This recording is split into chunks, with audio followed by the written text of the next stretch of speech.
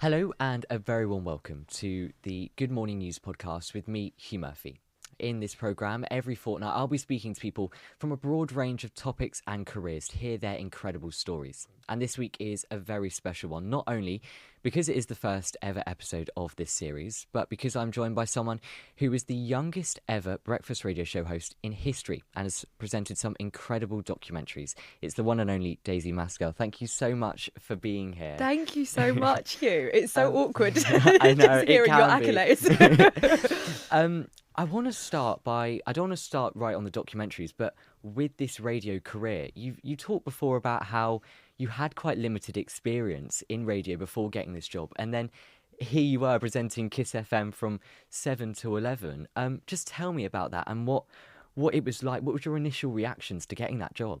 I think when I look back to the start of my career, and it's crazy to say that really was sort of the start of things for me, I was completely inexperienced. And I think it's when you're younger, you sort of have the gall to do it. And I think now I'm older, I could never have maybe put myself in those rooms knowing how little experience I had. I think I had that confidence and that blind confidence and drive, being young and being inexperienced. And I think when I found out that I got that role, that position, I'd never done radio before.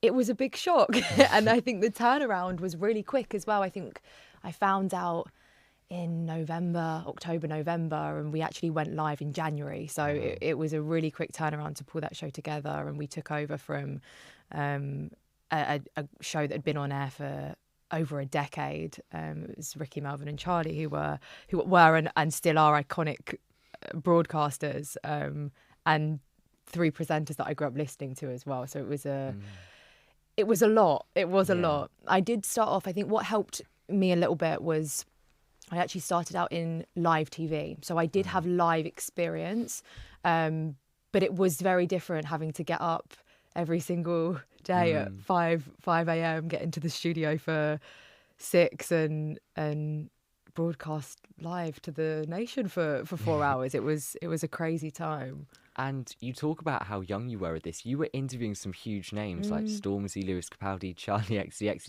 You've interviewed some huge people. I mean, if I name it, you've probably interviewed them.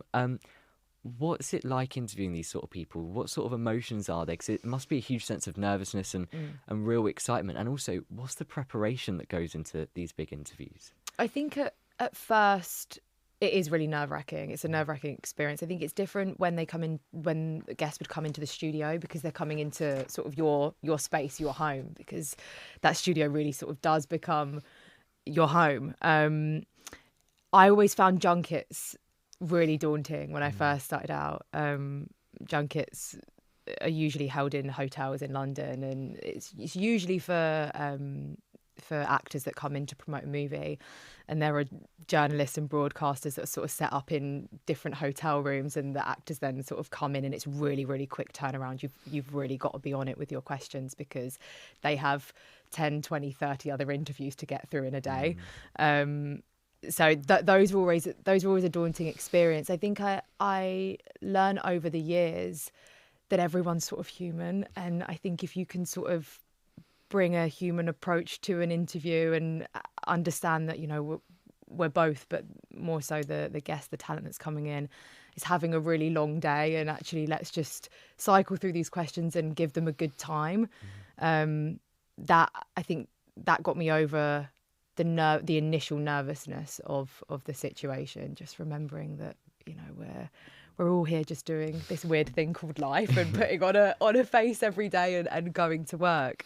I think some of the most interesting moments with guests that I've had have been off air, before cameras or were rolling, or before the mic is turned up, because it's those rare 5 minutes that you get in a briefing before you go into your interview questions, where you really get to know someone. Which is interesting. I've sort of, we've all seen videos of junkets and things like that, and as you talk about it is a really long day for all those people that take part. Have you ever had sort of any bad experiences? There is people often asked me what my favourite interview was or who my favourite guest was. And I say the same thing every single time, it's so boring, but it was The Rock, and he was promoting a Jumanji film that I don't know how many he's been in now. He was promoting a Jumanji film with Kevin Hart, and it was a junket. It was at the Corinthia, a hotel in London. And I remember, obviously he's a huge name, as is Kevin Hart, and I remember someone from his team rushing in and throwing open all of the windows because apparently he's a notoriously hot guy. So there was a nervousness and an energy prior to him walking in. And as I arrived at the Corinthia hotel and sort of scuttled through the lobby, my heel broke. So I had to hobble upstairs into this interview room and meet him with a broken heel. And it was so awkward. I think Kevin Hart, notoriously being shorter, was very appreciative of it. But it was a funny, I was very nervous. It was a funny situation to go into, and it was a really good icebreaker. And I actually believe one of them offered to get me a cab home because I had a broken heel and I couldn't get the tube. But yeah, I think that was, I wouldn't say it was a bad experience, but I guess it was turning what was a bad experience into a positive and into an icebreaker that helped me through the nervousness of speaking to two of the biggest actors. Yeah. I want to move on to your first documentary, Insomnia and Me, where you explore your sleeping disorder and insomnia in general. And for those who don't know, insomnia is a sleeping disorder that makes it hard to fall asleep, stay asleep, or get quality sleep, even when there's enough time and the right environment is there. You've been very open on your own struggles with insomnia and saying it stemmed from a very young age. Before we get into the documentary itself, can I ask sort of how long had you suffered with insomnia before you filmed this documentary, and what's it like day to day? It had been a really long time, and it was something that I was so used to suffering with, I didn't actually realise necessarily that there was something wrong. I think I can trace it back to around the age of 9. And I remember sort of waking up really early at sleepovers and sort of having to lay in bed awkwardly in someone else's house, not wanting to sort of get up, wanting to wake my friends up. I just remember sort of being awake for hours.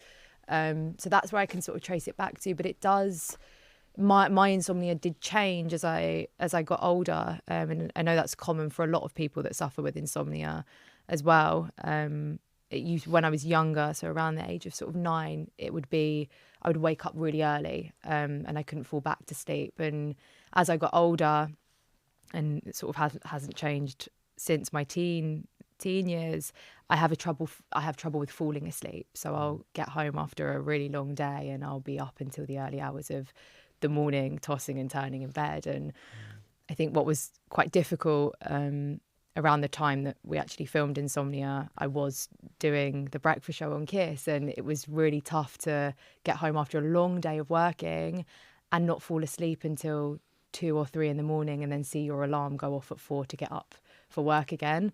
So I kind of got into a really bad cycle with that, and it's exhausting. It's really exhausting. Your body is exhausted. It takes a real mental toll on you as well, and it can affect all areas of your life. It's not only has physical impacts, but it also has social impacts as well. It can affect friendships, it can affect relationships. Any time that you sort of get, you don't really want to spend going out or socializing. You really want to spend it resting because your social battery is just so depleted. So yeah, it was an interesting film to make, and I think I learned a lot about myself in the process as well. When you were doing this documentary, of course, insomnia is quite huge, really. A lot of people are affected by it, and I was looking into the research that you and your team did. It shows that sleeping disorders among young people have almost doubled over the past 8 years. But one of the biggest things for me was that you were talking about how you felt quite isolated in those early hours of the morning. There's no one to talk to. You're just sort of there. And then when you were speaking to other people who were suffering with it, was it something that surprised you a bit, that there are actually a lot more people that suffer with it than you first thought, and maybe you're not alone? For sure. I think I saw the biggest positive impact on my insomnia post filming the documentary, after realising that there was sort of a community of people out there that were also up in the early hours of the morning, trying to find things to sort of distract themselves. And I am in contact with a lot of other sufferers that reached out to me off the back of the documentary.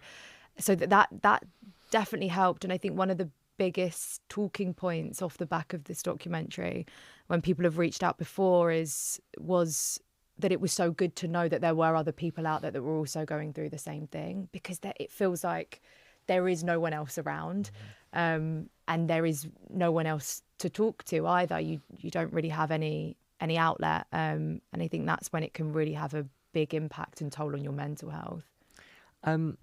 You tried, of course, a lot of treatment and remedies to try and help your insomnia. If you're okay to talk about it, is it bad now? Is it better? Mm-hmm. It's got a lot better, I will say. I think it's a constant thing that you need to stay on top of.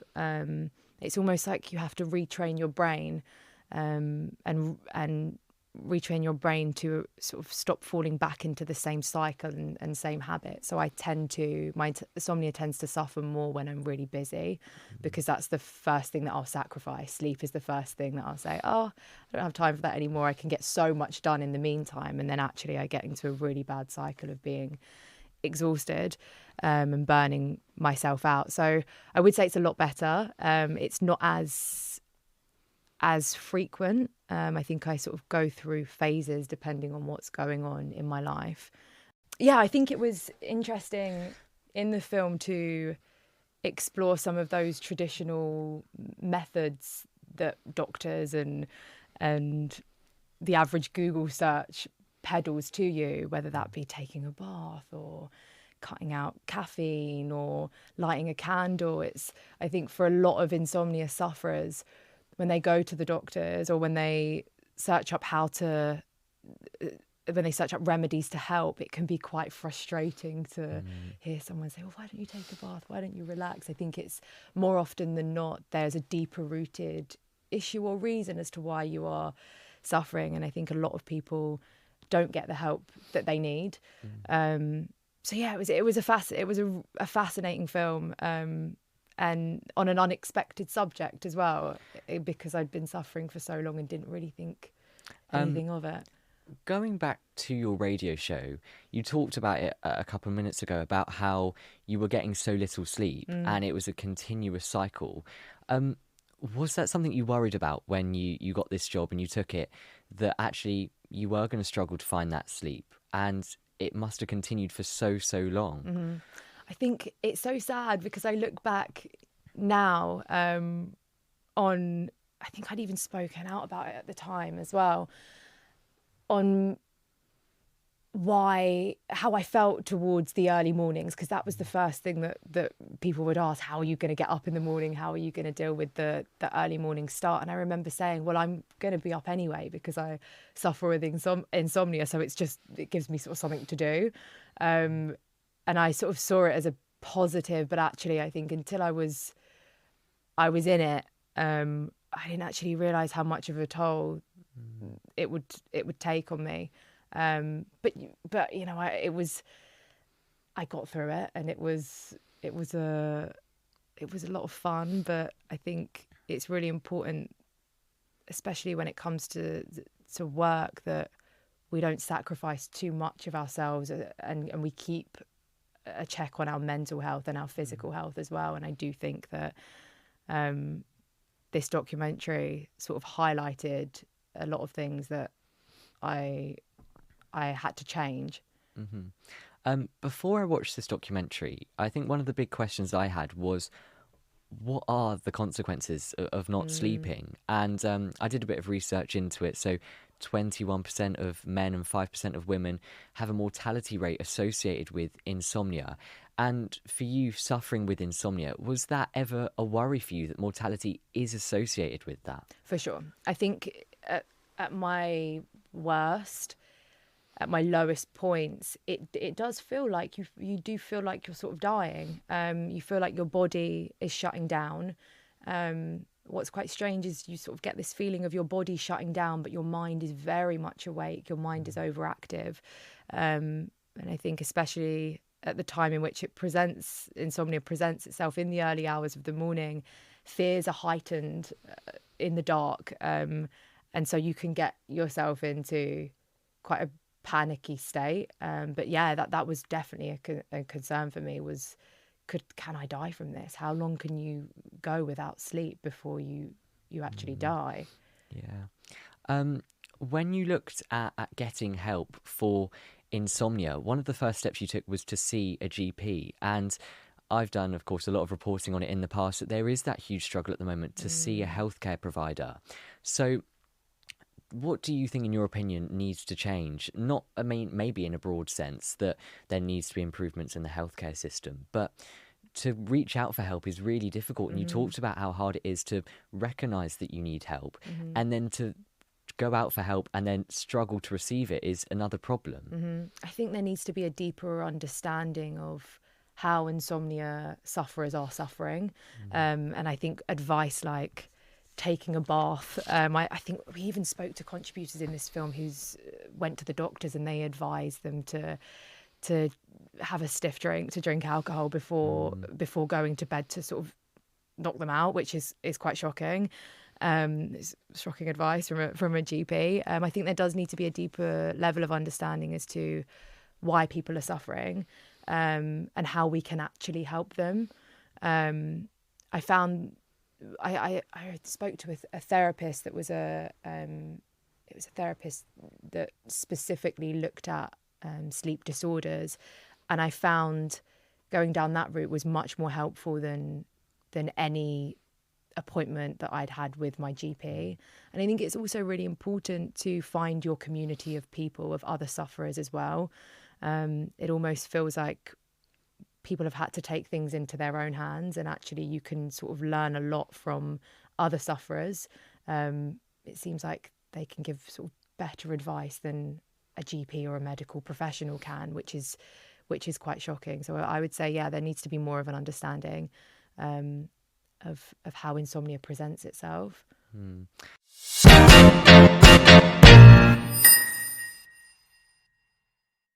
Let's go on to your second one about the truth about spiking, because again, it is a topic that isn't hugely talked about.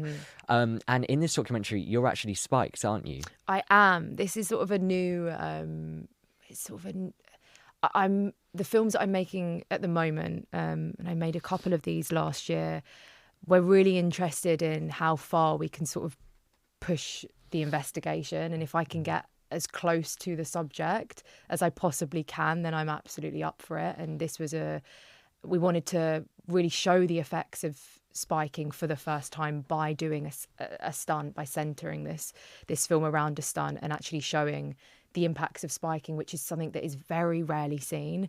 So yeah, it was terrifying going into it, but I think it was what was needed to really spark up a conversation, because it's just a subject and an issue that isn't getting the recognition that it really deserves.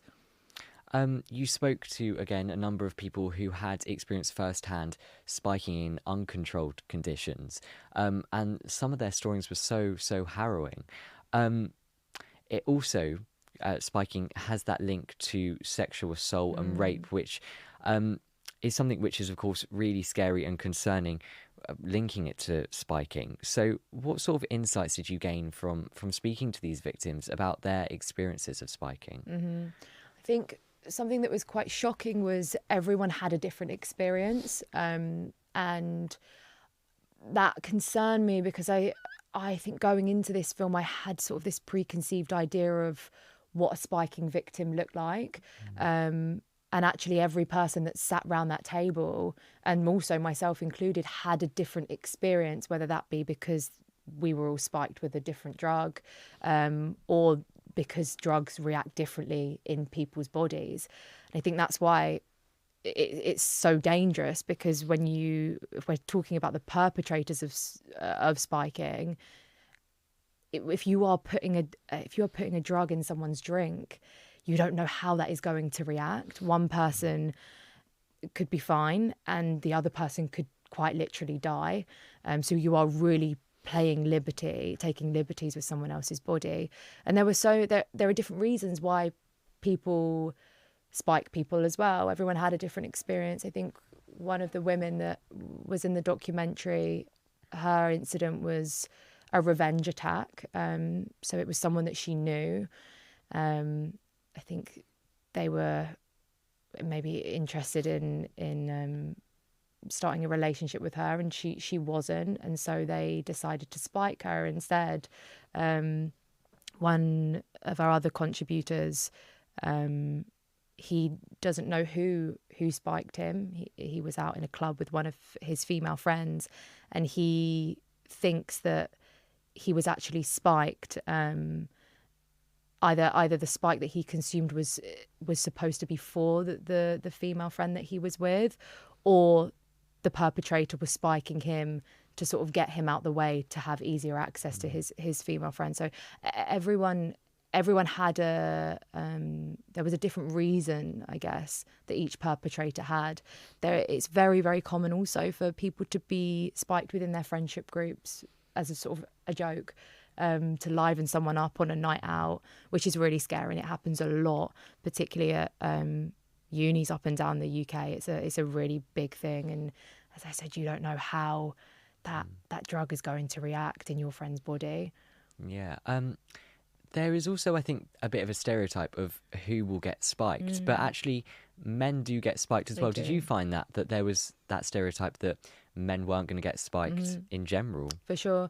I think we obviously had a male contributor in our film who was a victim himself. I think it's also off the back of the reaction to this film, it can happen to you at any age as well. There were a lot of older victims. This was obviously a film that was, I guess, primarily targeting younger people, and the culture of spiking in sort of clubs and at unis. But actually, these perpetrators don't discriminate, and there are older people, younger people. It spans gender. Anyone can sort of fall victim to this, which is really scary, and which means we always need to sort of have our wits about us. Looking into sentencing itself for spiking, at the moment there is so little in the law that is preventing perpetrators from spiking people. The Labour government have said that there will be something introduced, but as of today there isn't. What are your thoughts on that? Because you did a whole documentary on spiking, but yet there is no proper sentencing if you do it. It's very, very difficult. And what is really sad is I think a lot of victims are put off from reporting because they know that really they're going to see no justice. But I think they're also put off because there is such a stigma that surrounds spiking incidents.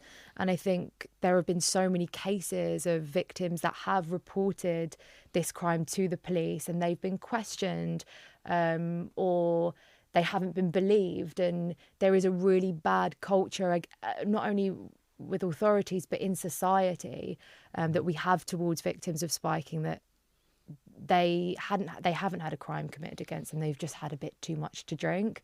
So I think I would really love to see a crackdown on prosecuting, and I think that also includes venues as well, understanding that it is really important to catch perpetrators that are frequenting their clubs and committing these crimes, and to cooperate with victims and the authorities to try and aid in getting a conviction as well.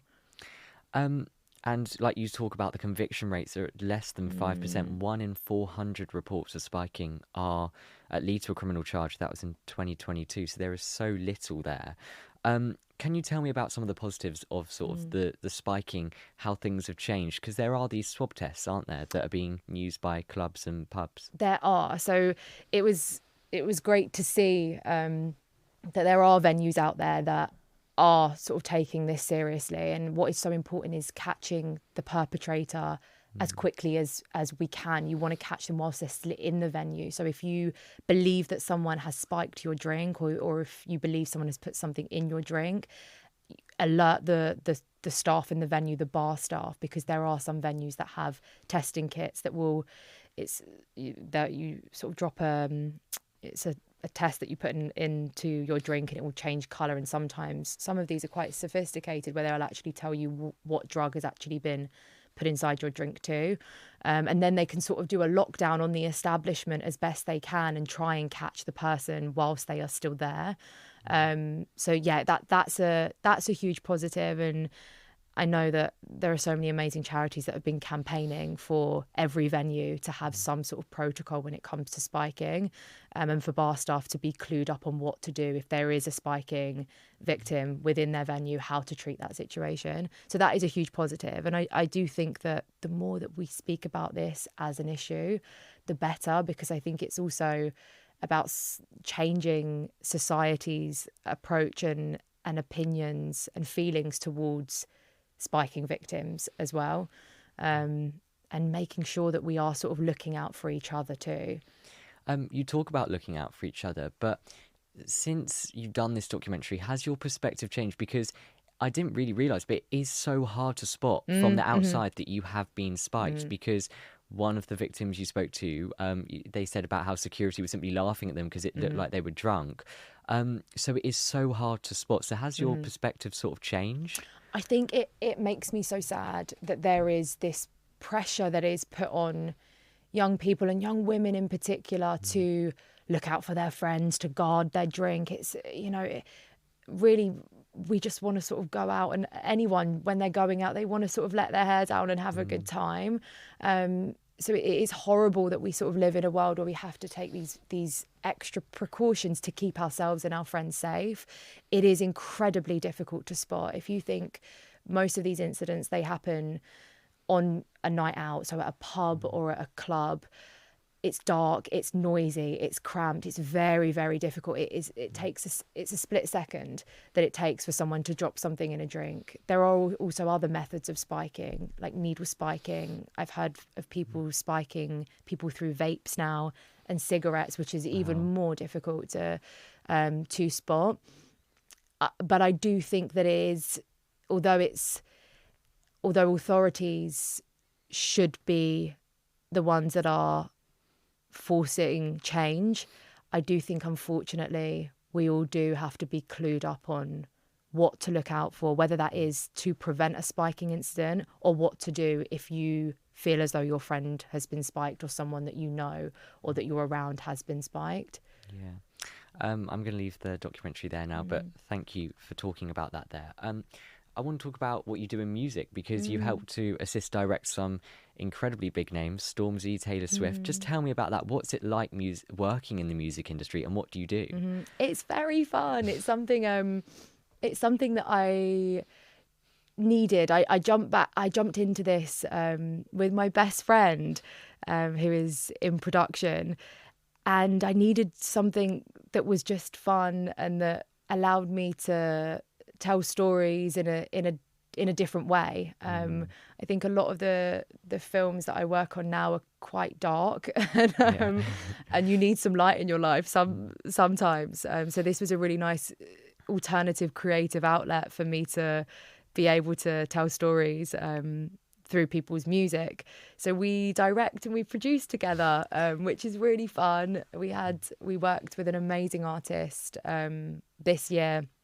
Her name is Jazz Caris, and she has a new album out. It came out last month, and we worked on a number of music videos for that are taken off of this, for songs that are taken off of this new album. And yeah, it's really fun to be able to come up with visuals to support someone's music. It's fun. Going on to a slightly different topic, you had a podcast last year, didn't you? Tell me about that. What sort of guests did you have on? Did you have a favourite one that you can say? Oh, wow. That, I think, yeah, the podcast is coming back for season 2, I will say, which we're very excited about. It's taking a little bit of a different shape than the previous season. But that was really sort of launched as a training ground for future documentary ideas, really, or subjects that I felt needed to be spoken about. And we had some really interesting characters on. We had, I think one of my favourites was, I'm going to try and remember his name now. He's from a Netflix documentary. It's called The Last Breath, I believe. And he is a guy. What was his name? I think his name was Chris Lemons, but I can double check for you. He was working on an oil rig in the North Sea off the coast of Ireland, and they call it an umbilical cord. It's pumping water and oxygen as he's walking the seafloor, was severed, and he actually ended up on the seabed of the North Sea for 30 minutes without oxygen or water. It's an amazing documentary. I guess I've kind of spoiled it because I've said that I spoke to him. So yes, he does survive, thankfully. But yeah, his story was told in this Netflix documentary, and I just really wanted to talk to him about his experience more, and how an experience like that changes your life and your perception on life as well. So that was a really fascinating episode. We've spoken to fugitives as well. That was an interesting one. I spoke to a guy that was on the run and has been for, I think, over a decade now. But yeah, there's some really interesting stories. A guy that was eaten by a hippo. That was a crazy one. There's some fascinating. It taught me that there are some fascinating people with fascinating life stories out there, and I think it's interesting how different experiences throughout our lives really shape and mold us, and shape and mold our perception and the meaning of life for us too. You have quite a big following, and so when you have these documentaries come out, there must be people in the comments that sort of are curious or want you to direct maybe another production of some sort. Do you have any sort of maybe upcoming projects that you can talk about? And if not, maybe just things that you want to talk about, some big topics. We do. We have a really exciting year next year. I think it's so tough because I'm so passionate about what I do in Factual, and I also develop a lot of the films that we make as well. So I'm sort of there finding these crazy worlds or communities or issues that I want to investigate. And so I want to talk to everyone about it, but often I can't, just because of the nature of the investigations and the sort of subjects that we're looking to focus on. But we do have some really exciting stuff coming up. I'm trying to think of any overarching ideas or topics or areas that I would love to crack. It can be quite a hard one on the spot. Yeah, I think I would love to make a cult film, a film on a cult, or sort of exposing a cult, or we have. It's so tough because we have a film that we've been working on for a while that is about a specific cult and survivors of this. Female survivors of this cult in America, that is really, really fascinating, that hopefully you'll be able to see somewhere at some point. But there's so much out there, honestly. I think I've sort of found that if you can think of it in your mind, someone somewhere is doing it. And it is also fascinating to look at these communities that start online and actually bring them into reality and see the reality of their lives compared to what they sort of post and put out on social media. I love those sorts of stories as well.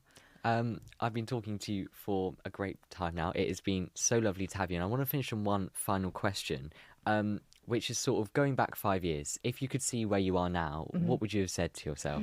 Oh my gosh. That things change. I think you evolve massively as a person, but also what you're doing right now doesn't have to be the end. It's not the end game. I think when I realised that I wanted to sort of work in the industry that I'm in now, I thought that was what I was going to do sort of for the rest of my life. I was going to be a a presenter, and actually I've now realised over the course of 5 years even that there are other areas of the industry that I'm super interested in and that I want to explore and that I want to put my time and attention into. So I think it's important to always remember, I guess, no matter what job you're in, that you can always switch things up and try something new. I don't think I ever thought, I was always interested in documentaries and in factual, but I don't think I ever thought that I would be developing and producing and in this world and loving this world as much as I do now. So yeah, and I think being confident as well, that's a big thing as well. When you're starting out in any career, you have huge imposter syndrome, and it's so easy to accept the box that people are going to put you in, and feel as though you don't sort of deserve to maybe be in the space that you're in or deserve the opportunities that you're in. And I think there's always going to be someone or something that is going to sort of push you down. But it's about really fighting through that and realising that you deserve a seat at the table and your opinion is worthy and you can contribute to the conversation. I'm sorry, I'm going to add one more question about so good. When you talk about media, because that's what you're doing, do you think the culture has changed more and that it is actually a lot harder to get into the industry now, like you say, being put sort of into a box, and not even just in media, just in any career? It's very different. I get asked all the time by people about how, you know, that they sort of get their start, and I really can't compare it to mine anymore, because I think unfortunately a lot of the opportunities I had available to me don't exist anymore. For me, breaking into live TV, that was my first job. I used to work my first job was I worked in River Island in retail, and then that was my first proper job in the industry, and that taught me so much. It was a amazing opportunity and an amazing training ground as well. Those sort of shows unfortunately don't exist anymore, and to be able to get live TV experience, was incredible. But it's really unfortunate that those spaces aren't around for people to enter into. But I think that social media does help out a lot, and it's a great tool to utilize, because you can really showcase what you love and what you do, and I think it's important to remember also that there are always people watching. I know a lot of people that have sort of been, I guess, scouted for jobs through social media. It is where people are looking for new talent. So yeah, it really is about sort of getting yourself out there and showcasing to the world what you love, which is exactly what you do. Yeah. Daisy, thank you so much for coming on. It's been so great to speak to you. I've been waiting for this for so long to get you on, and finally have. So thank you so much. That's been amazing. Thank you. If you did enjoy this week's episode, make sure, if you're watching on Spotify, to leave us a 5-star review and a comment. And if you're watching on YouTube, make sure to like and subscribe. And until next time, take care.